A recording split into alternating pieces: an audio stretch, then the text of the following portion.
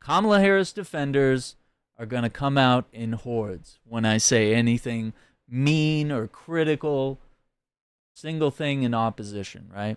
In this report from Zateo, Democratic primary voters prefer progressive approaches.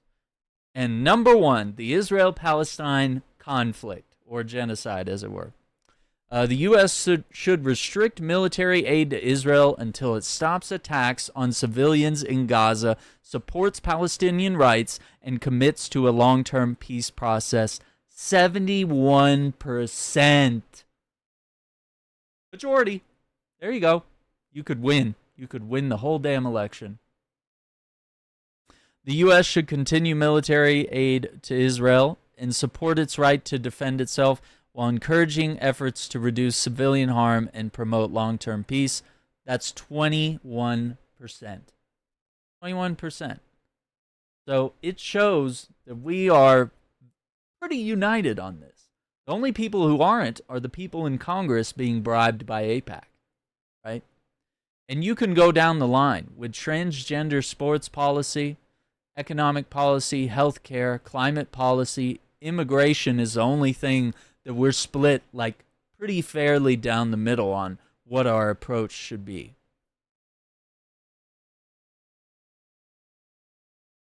So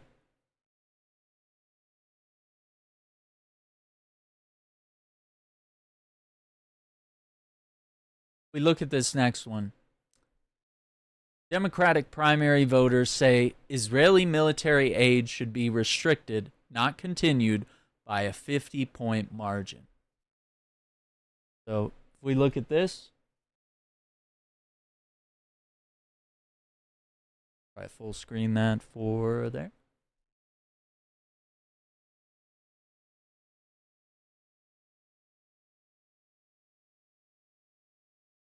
Top line, under 45, 45 plus even the ideologies from very liberal to somewhat liberal to moderate, it's still over 62% that are staunchly for restricting military aid, supporting Palestinian rights, and committing to long-term peace.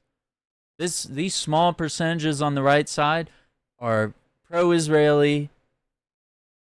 They want to reduce civilian harm and promote long-term peace. You don't get that. You don't get that unless you bring an end to this conflict and you give the Palestinians their land back.